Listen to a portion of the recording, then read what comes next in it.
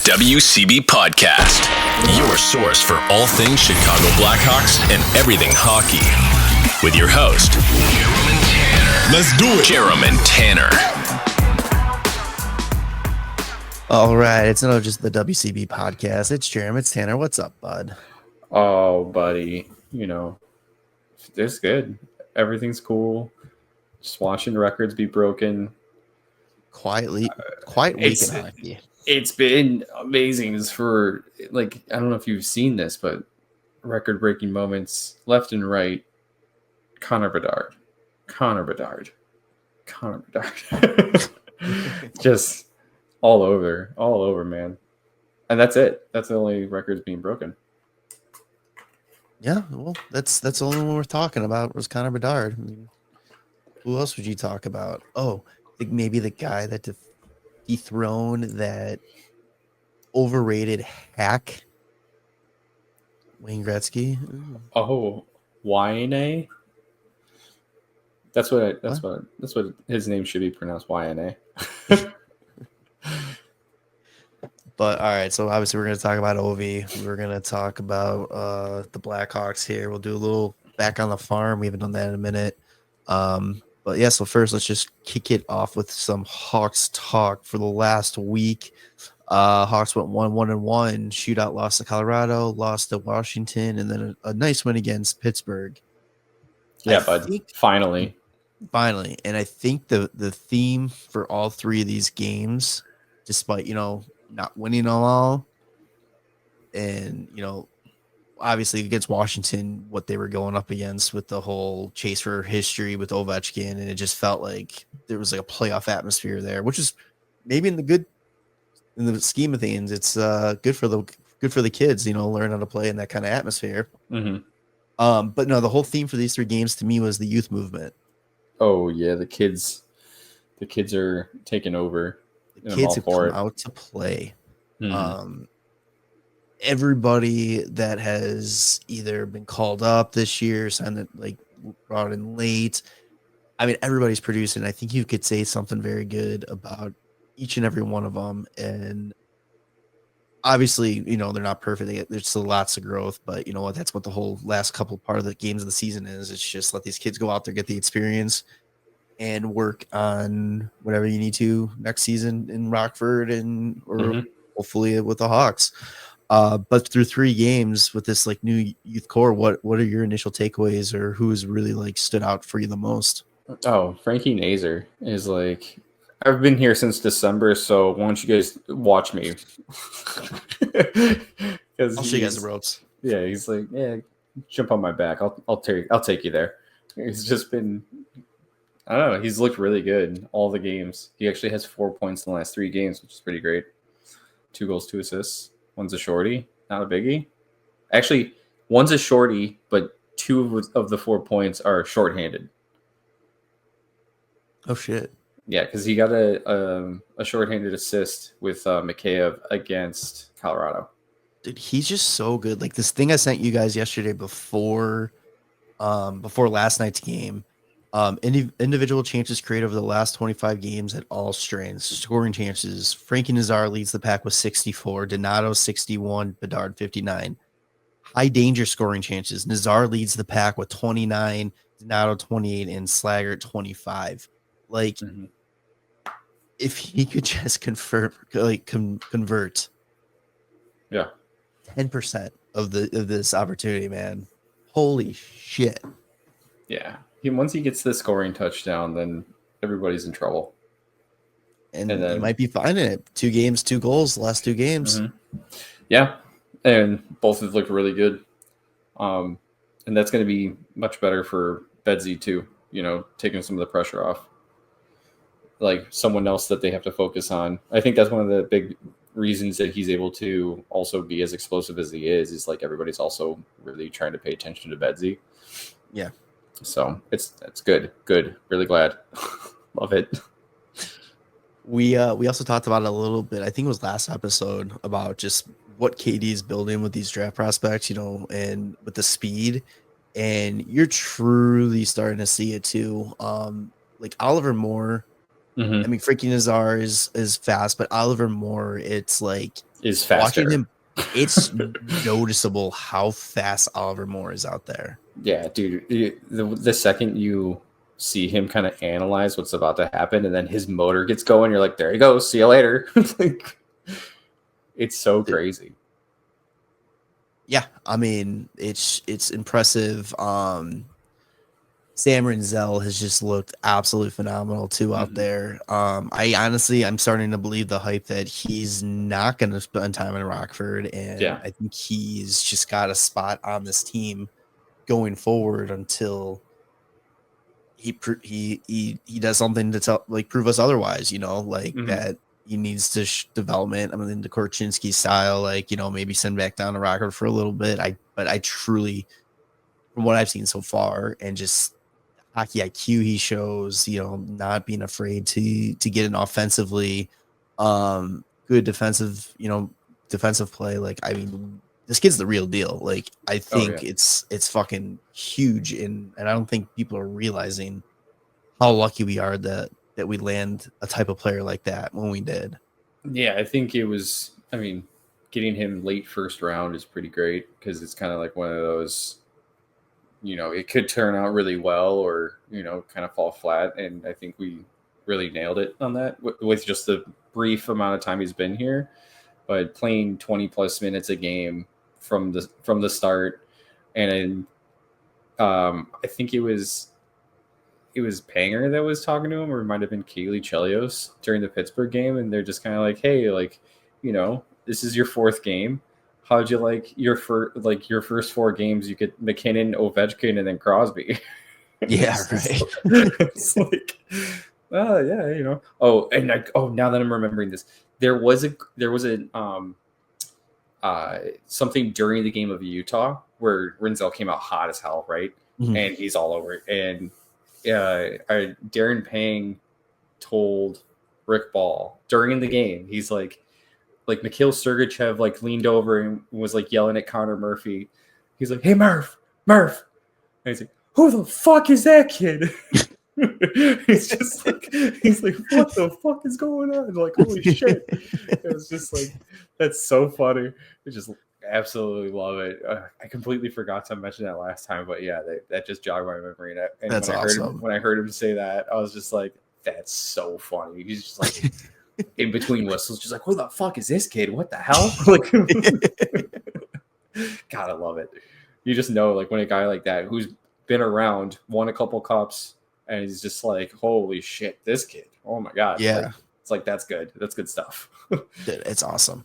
And just, piggyback, looking at his week, you talk about him playing against McKinnon, Ovechkin, Crosby, and he still finishes with a +2 rating. Yep. Got his first point.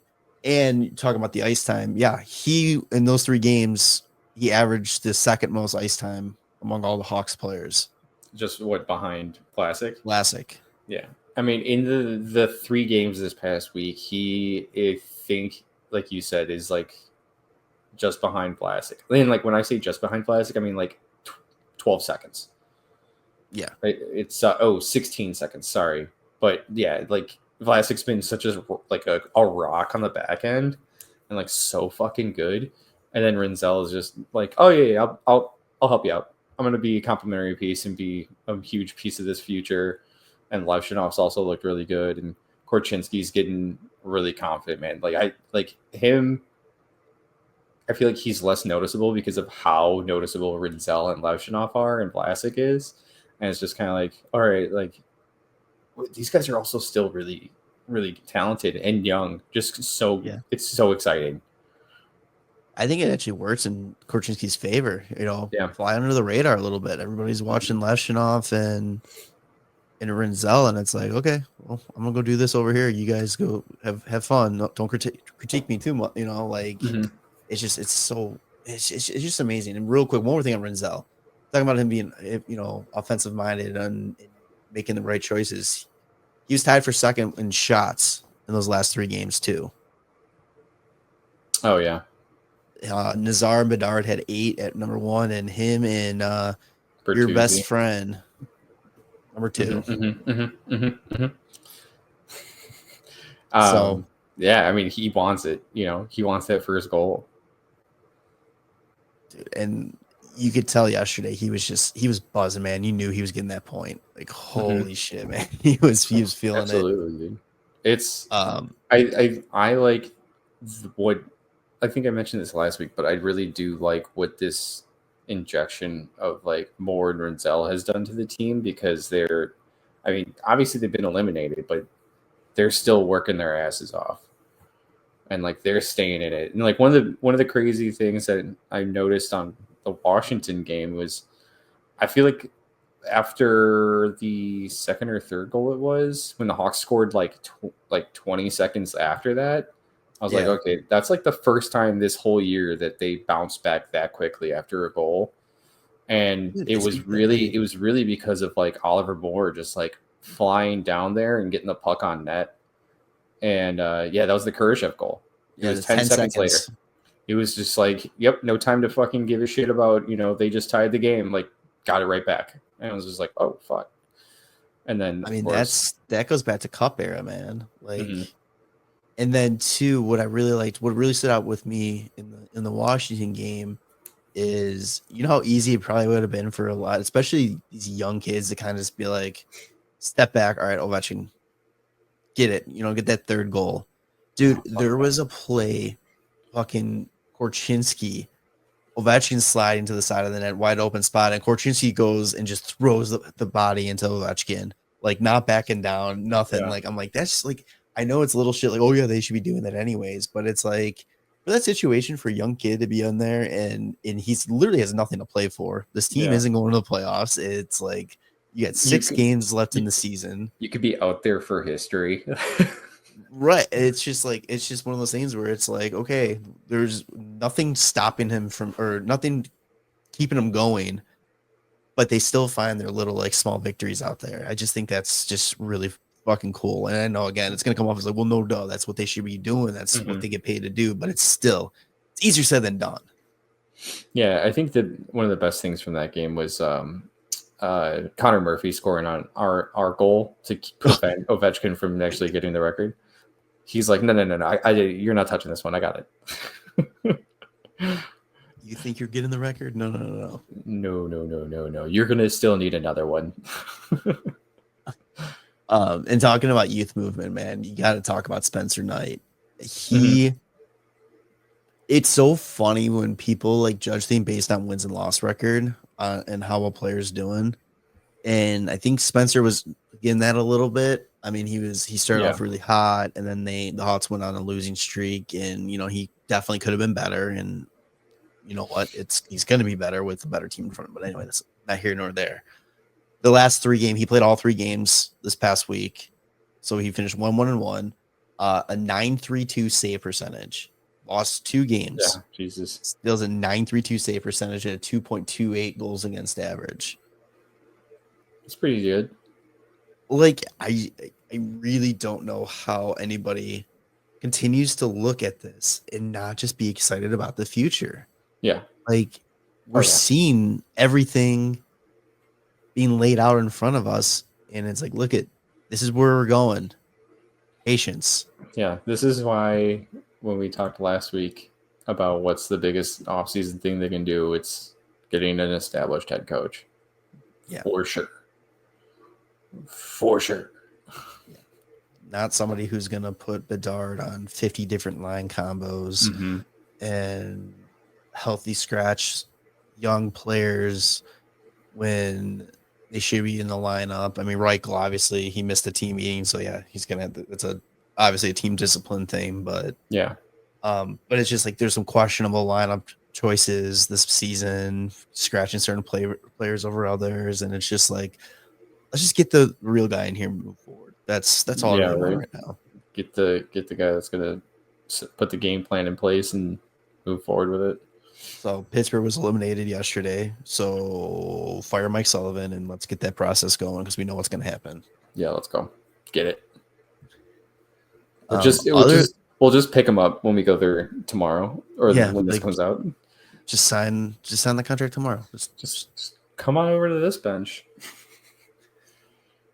Other than that, I mean, there's not really much that's going on with the Hawks. Like, Okay, well, we should mention Connor Bedard, 60-point season, yeah. second 60-point season for a teenager. It's only 11th all time.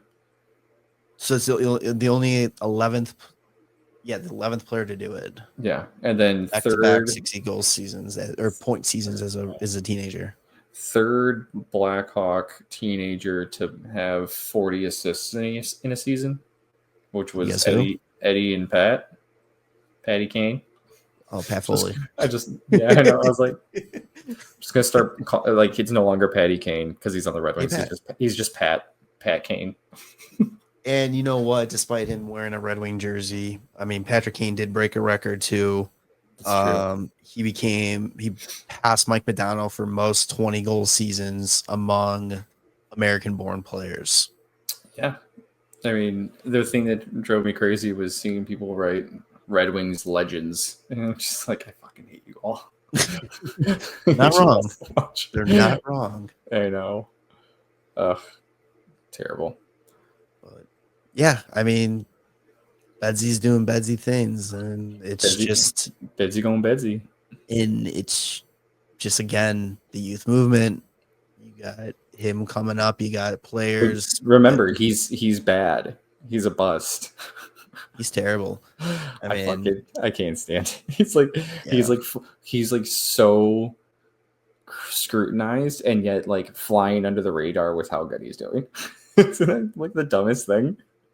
Yeah, they're like he hasn't scored 3 points a game the entire season for every game. He's not over 100. He doesn't have the Hart Trophy locked up already, and he doesn't have 60 goals in a year. The kid's a bust. And it's like, oh my god, dude, what the fuck?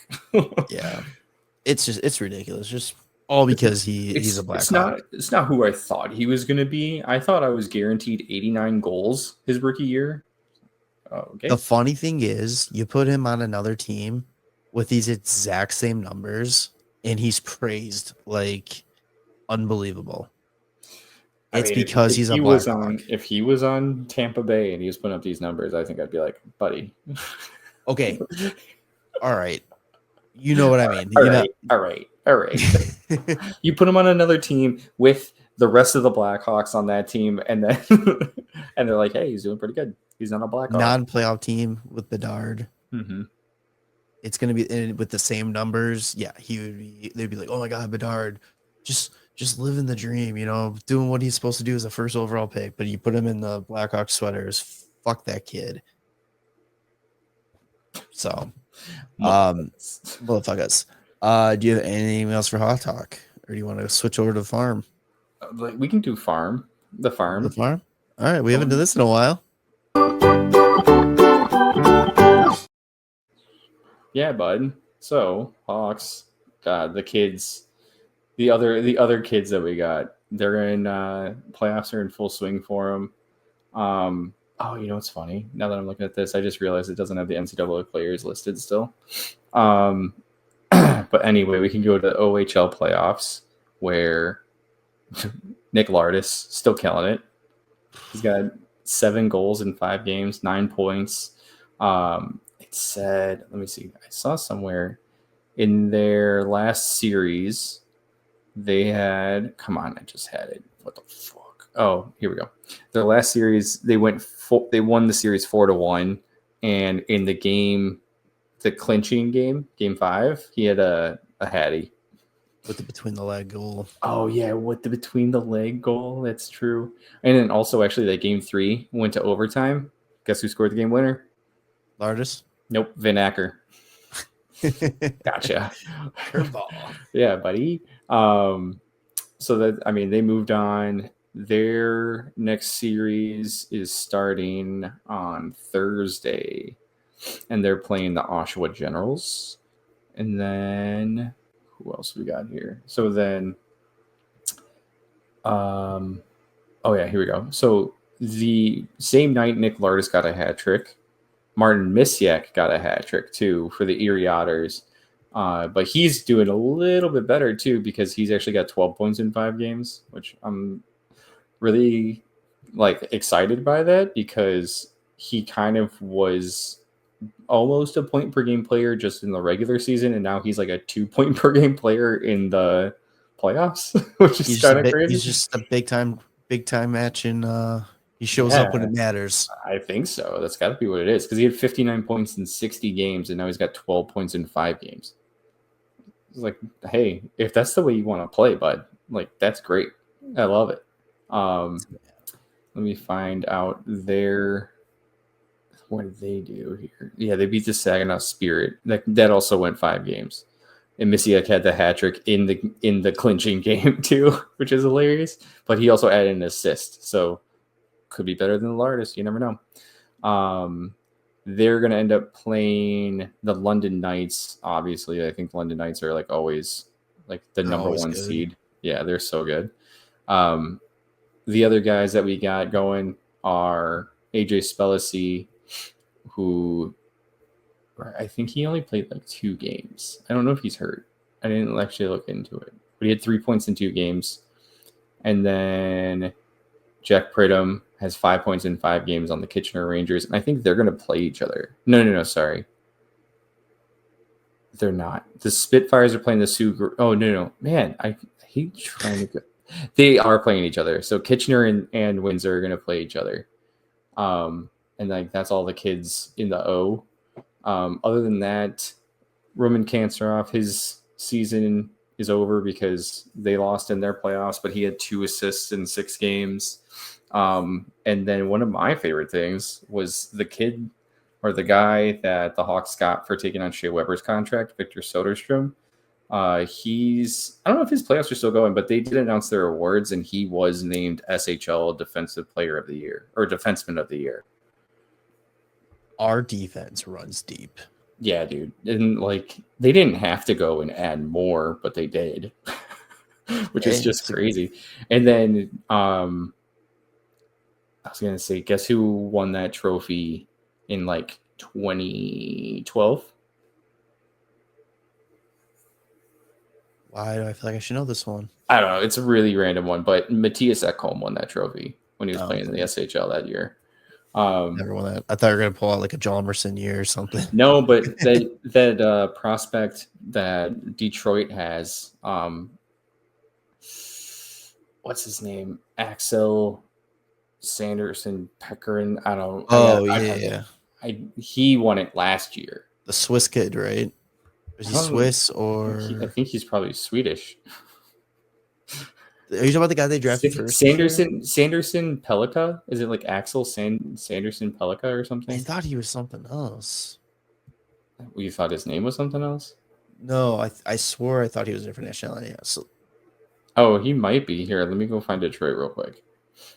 But either way, that's pretty good. If that kid, I mean, it seemed like the names on that list, and it's called the Bjorge Salming Trophy. I'm thinking their first round pick. You're talking about the second round pick, and ironically enough, it's 2 guys, both with 3 names. Oh, which one are you thinking of? I was thinking of Michael Branstig, Nygaard. Oh, yeah, no. Axel Sandin Pellikka. That's hilarious. It's hilarious though that they have 2 guys with 3 names that were like, oh no, wait, which one are we talking about? Oh, that kid's a winger. Yeah, and he's Norwegian. That's what it was. Okay.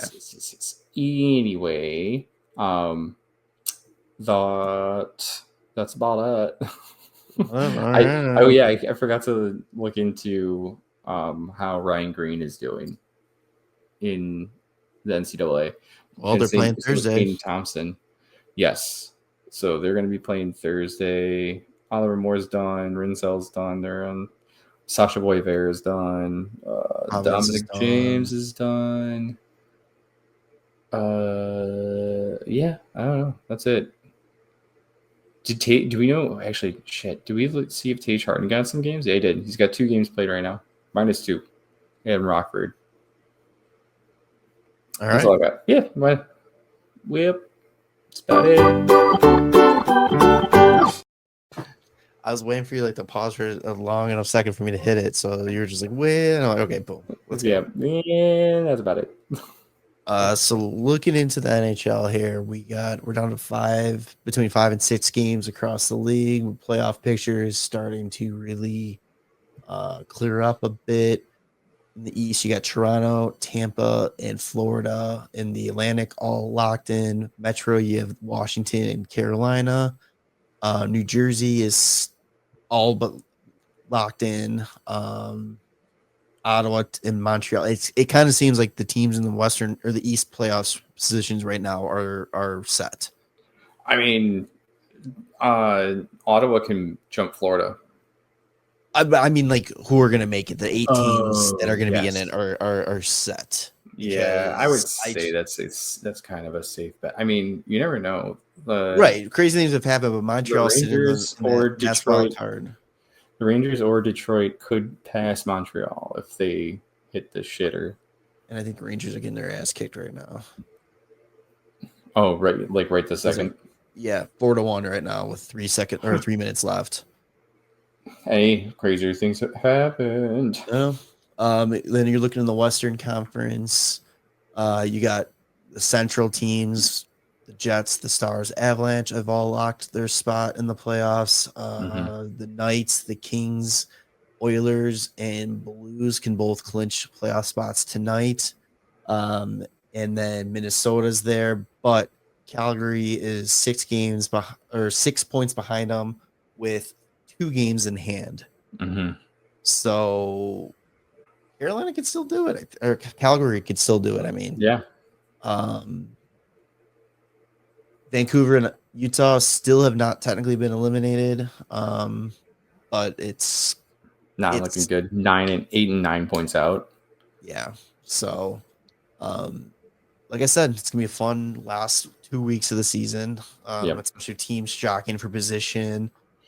If you're, dude, Vegas has got to be we need to win out. We need to win out because otherwise they're going to end up playing the Blues, which is the hottest team in the NHL by far right now. 12 wins in a row. Getting hot at the wrong time, boys. Yeah. You think they cool down once the playoffs start? They're blowing all of their wins in the regular season. Yeah, don't they know you're not supposed to win so much in a row before the playoffs? What are they? Stupid? I just can't wait for the first game that Binnington gets lit up and he just has his classic meltdown. That's all I want. Let's see that one more. Yeah. Oh. Yeah, they're bad. I fucking hate the Blues. Let's see. I want to see 15th of March. I'm looking up some stats real quick. I just want to see what the Blues, how the Blues have been doing on this. If it's a goaltending thing or if they just scoring. So don't mind me as I. No, it's that. Because Binnington has season long very underwhelming stats. Yeah. And now on this streak, I mean, he's only played 7 of the 12 games. He's got a 9.31 and a 1.84 goals against average. And Hofer's got a 9.21 and a 1.79 goals against average. I have to put hand up and admit when I see something good, and Binnington has been playing pretty good since 4 Nations. Mm-hmm.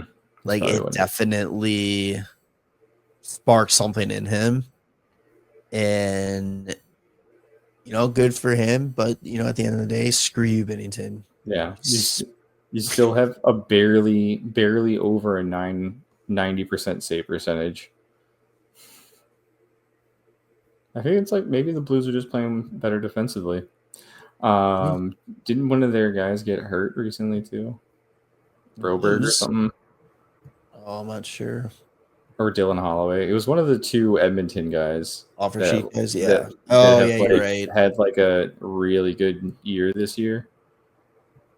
Oh, let's see, who was it? Oh, damn. Robert Thomas has 23 points in the last 12 games that they've won, and that leads the league. Holloway was he's hurt. Yeah. Sucks to suck. Consider week to week on April 4th. Oh, wow. Yeah, and he had 15 points in 11 games. Week to week. Ooh, start of playoffs? Not going to happen. Damn, Stan, how do you let him get away? Yeah, dude. It's like, wait, we never had him. And I was like, wait, we don't have Stan either. So it's a good shit. Yeah, whatever. I hope the Blues lose. Or actually, it's a win-win for me because either the Blues lose or the Vegas Golden Knights lose. Like, that's great. And then they get to play more than likely Edmonton, where Connor McDavid will go Super Saiyan again and just put the team on his back. I don't know. I'm gonna say it. I think it's LA's year to break the beast. I'm telling you, it's going to be the same thing that I say with Toronto. It's not going to happen until you prove me wrong. I'm still picking Edmonton to win when we do predictions and all that. But I just say it. I mean, I got that gut feeling. I mean, I'm not going to go with it, but it's there. Yeah. So let's wrap this show up. We'll do a quick one here, a little bit shorter than normal, but let's talk about the big story of the week. Alex Ovechkin finally puts his name in the record book, surpasses Wayne Gretzky for most goals all time. I was gonna say he's already been in the record book, but not for this one. Yeah, he broke the unbreakable record. One of the unbreakable records. Yeah. Sorry, I keep correcting you. And it was fucking awesome. It was really cool. Like, I know it was against the Hawks, but seeing him tie it up and like him scoring within, what was that, like 2 minutes of that game, 3 minutes or something like that. It was very fucking quick. Dude, I didn't even know that game was on. I was assuming that it was like a later game. I just didn't check the NHL schedule until I saw the text from you guys. I was just like, Ovi, and I was like, oh, okay. Yeah, dude. I was just like, oh, it's happening tonight, and it's gonna be awesome. And then he scores the second one, and I was like, oh shit, here we go. Oh yeah. And then Spencer Knight just played unreal. Yeah, dude, he was not gonna let it happen. He was not gonna let it happen. In a lot of respect to Ovi, his coach asked him if he comes to an empty net, do you want to be out there for it? And he said no. He doesn't want to be out there, and let Ryan Leonard go out, and he was able to get his first career goal. Yeah, I mean, it was an empty net goal, so it really isn't that cool, but does have one more goal than me in the NHL. So, but you scored on the same amount of goalies in the NHL. Fair. Ooh, I like that. Glass half full. That's right. That's right. That's right. But yeah, it was awesome to watch that and see him tie it. I mean, the Hawks. It was in the books. The Hawks were going to do something, be involved with it somehow. I mean, they were 800 goals for him. I mean, he's the team 894. So perfect. We'll save some of the history for another team. And then Sunday, as Pete Blackburn said, what was the tweet? It was Ovechkin did the impossible. He got everybody, all hockey fans, to watch a whole Islanders game, be interested in Islanders game. But that was a playoff atmosphere. It was really cool watching that. You thought it was like game 1 of the Stanley Cup, and then for Ovi to score on the power play from his spot, not a one-timer, but still fucking ripped it though. Rip of a shot, and then just do his Stanley Cup dive into the fountain celebration was just, everything about that was just fucking amazing. I thought he hit his jaw on the ice when he did it, and I was like, he's about to be out for concussion protocol. But I mean, it was a cool moment. They did it. I think they did a great job honoring him. They brought out his family, brought out all the teammates, had the Ovechkin record hat on. Immediately, the first thing he did was he goes to the equipment managers, the trainers on the bench, gives them all hugs. In his speech, the thing that always stands out with hockey players for me is just we did it. like we won, like we got this award, like we broke the record. He shot out Oshie and Backstrom, who Backstrom. were up in the stands. We did it, boys. We got it, like kind of thing. Like There was I think TJ Oshie like said somewhere, I was reading an article where it's not that goal, but the 894, he missed it because he was on his way up to go meet Gretzky. yeah, It's like that's so funny. It's like, that's amazing. But yeah, it was just Ovechkin was always my favorite, like non-Blackhawk. Like the debate was, are you Ovechkin or you a Crosby guy? I always liked Ovechkin's style. I like that he was able to score the way he does and also put his body on the line and go top speeds. And it was just, to me, felt like just this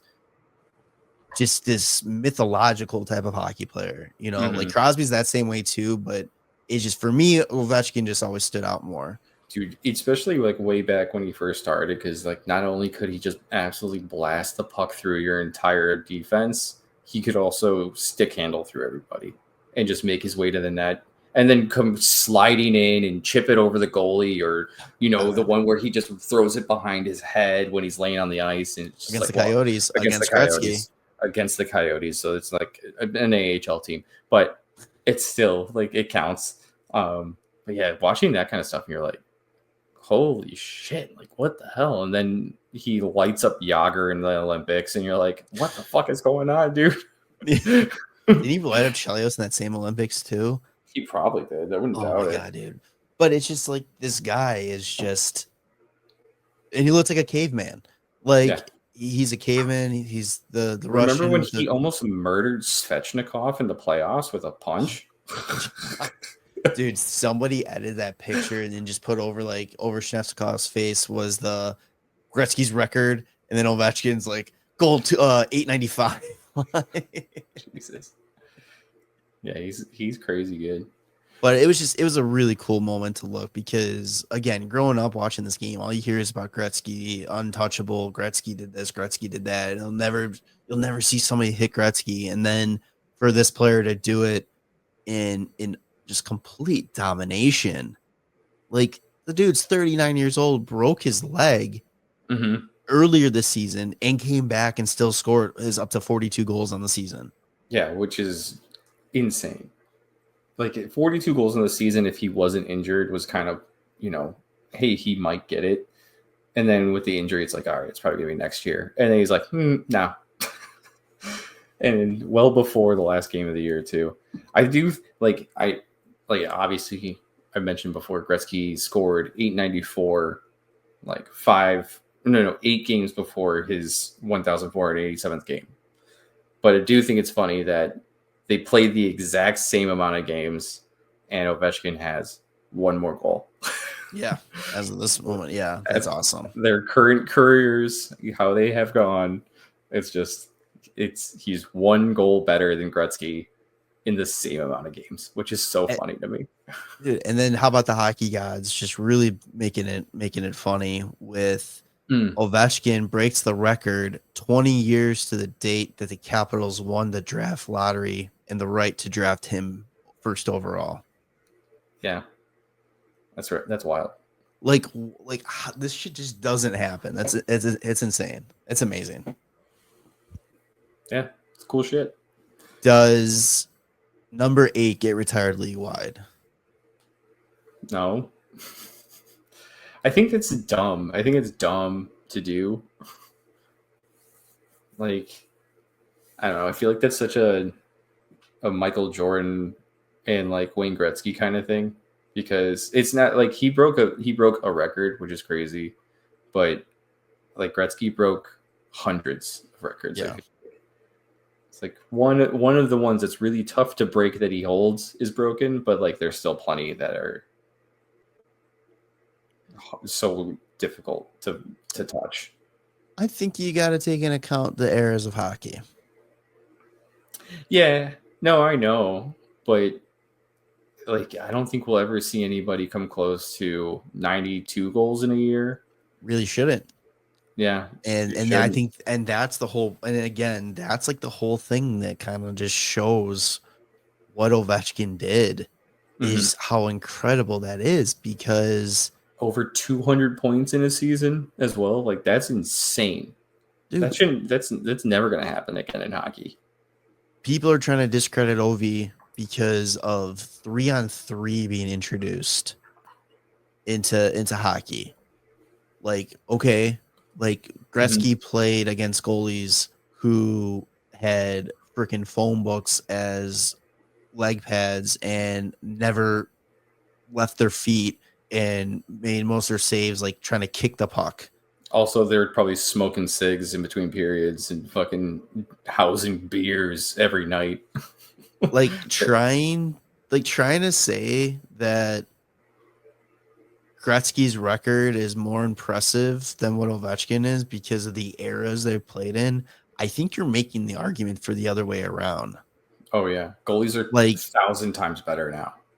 I'm trying to see. That's another one I wish I fucking screenshot. But somebody did like the top goalies or the Vezina winning goalies, or I forgot what they would, but it was like the top goalies from Gretzky's era and the top goalies in Ovi's era. Yeah. And it was like the average like height was like around 5'10", like a buck 80 something pounds for Gretzky era. And then Ovechkin is like over 6'2", 200 and something pounds. Like the pads are bigger. These goalies are so much better. Yeah, they're just dialed in constantly. Like it's insane. And people like want to argue that Ovi had it easier. Because of 3-on-3, which is so dumb. It's like, I watch like some Gretzky highlights, and like you'll notice goals where he just crosses the blue line on a 2-on-1 and tees up a clapper from beyond the circles with no one in front of the net, and it goes fucking 5-hole, and you're just like, what? How? Like, it doesn't make sense. The goalie missed the kick, the literal kick save.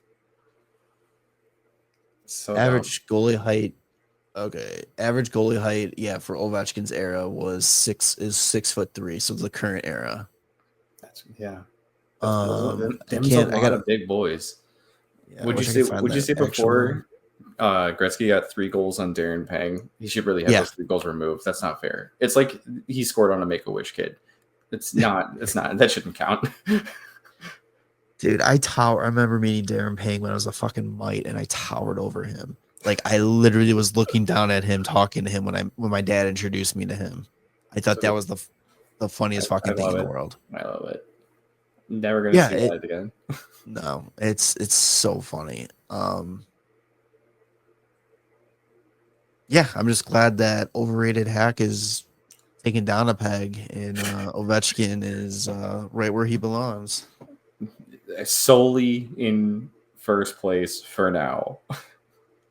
Yeah, how about ridiculous is it that they're already asking like Austin Matthews, when's he gonna, like, what you think you have a chance to break the record? It's like, dude, that hasn't even had the record for 24 hours. Come on, take it easy. Like, let's on to the next one. God, and even Austin was just like kind of laughing. He's like, dude, that's a lot of goals. They asked Matthew Knives about it, and he goes, I can't even count that high. Isn't it like Matthews is at like 800 or something? Or not 800. Oh my god, dude. It's like 400. I'll say if it was 800, I'm like, okay, maybe I'm underestimating Austin Matthews a little bit here. Yeah. He's got the benefit so far of not having any lockout seasons. And he gets a lot of rest in the off season. Yeah, he does. That's very true. He doesn't have to worry about those long, hard playoffs. He has 398. Oh, no shit. So he's just shy of 400. And he's 27. So, like, I mean, better pick it up, kid. Yeah, dude. I mean, 30 goals a season's not going to do it. Yeah, he was hurt this year though too. You see, he has to have like a solid next few years of hitting like 60 plus for me to consider him possibly breaking the record because Ovechkin's still playing. 895 isn't the record to beat. It's going to be like 900 something. Do you think he gets 900 this year? How many games left do they have? I mean, it's possible, dude. He's kind of on fire right now. And he's been playing unreal. Like, what do you do if he gets 900? Like, do they give him something like super special? It's like that's gonna be so fucking crazy. Like, I don't know if anybody's gonna hit 900. They have 5 games left. Calgary, 2 back-to-back against Columbus, the Islanders, and Pittsburgh. He might hit 900 this year. Dude, he might hit 900 against Pittsburgh. Can you imagine that? That'd be pretty sick. I wonder if they sit him against Pittsburgh, rest him. He's not gonna want to do that. The other thing too, we kind of talked about like the difference in sports with like NHLers and all that. Ovechkin, I guess, was asked to go on the Tonight Show to help promote himself, the record, improve his image and all that kind of stuff. And he's like, no, he goes, I'm tired. He goes, I want to just sit back and enjoy this with the team, the coaches, and just celebrate with them kind of thing. He's like, it's not going to benefit anybody. Yeah, it might benefit me, but it's not the right thing to do. Yeah. It's like every other sport would be like, yep, I'm there. Let's go talk about it kind of thing. It's just little stuff like that. Is why I love hockey. Yeah. Just, he wants to focus on what he's doing. Good stuff. Gotta love it. All right, let's wrap this up with it is Masters Week. Must forget something. I saw this just on NHL's website, and I just wanted to mention it. But Johnny Gaudreau's wife had their 3rd kid. Oh yeah, I saw that. And I was like, that's awesome. Born the same size as Johnny was. When he died? No, yeah. But that's crazy. Yeah, so Masters Week, going into it, Green Jacket, Blackhawks are well represented. Final stretch. You got Mason. What did we decide his last name was? Lowry. He's leading the pack with -40, and Bertuzzi and Bedard are both just within striking distance at -38. And Barclay Goodrow could make a great, final push here at -33. Celebrini, sorry kid, you're just not good enough. You're gonna miss out on the Green Jacket this year. Is -31. So yeah. Yeah, he sucks. Isn't that the marker for if you're good or not? Yeah. 100%. 100%. So all right, yeah. Let's wrap this one up here. What do you want to call it? Youth movement. Isn't that what we called it last time? Last episode? It's what is it? It's like Great 95. Great 95? Like GR895. Okay. GR895. Okay. Make sure to follow us on your favorite podcast feed, Spotify and Apple Podcasts, the big 2. Subscribe to the YouTube channel, social media at WCB Podcast, and we will see you on the next one. Dude, go to the NHL website, look at this photo of Ovi and Wayne Gretzky, and tell me Wayne Gretzky doesn't look like a fucking elf. Dude, he looks bad. I think he's been hammering the wine a little too hard all the time. Oh, yeah. Yeah. Anyways, love you boys. Bye. Thanks for listening to the WCB Podcast. Be sure to subscribe wherever you heard this podcast. To connect with Jarom and Tanner, check out the boys at WCB Podcast on all social media. We'll see you next time.